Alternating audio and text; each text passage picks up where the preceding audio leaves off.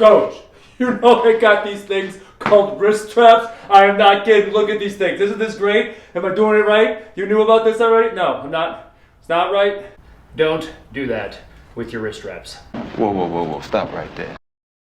Now, what do I mean? Let's cover two mistakes that people often make with their wrist straps. So I've got the left wrist strap here. So the first mistake that we see, and the second mistake is not so much a mistake, but you've got an option that you may not know about. So the first mistake is wearing the wrist strap on the arm instead of on the wrist. So a lot of times, put the thumb loop over your thumb. By the way, that's only there for putting your wrist strap on in the first place.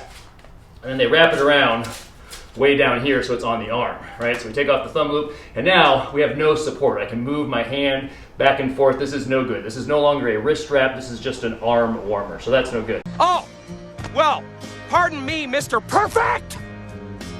I guess I forgot that you never ever make a mistake!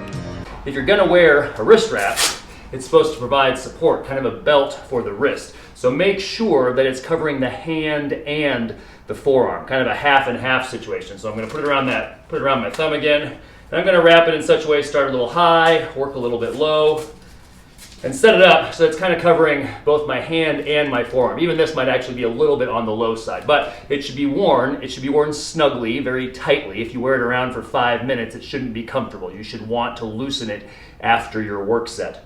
But it should be worn in such a position that it makes wrist extension kind of difficult, because that's the whole point. It's supposed to provide support. And that's the way I like it. So that's mistake number one, wearing the wrist strap on the arm instead of actually on the wrist. Make sure it's up kind of high. If anything, bias it toward the hand.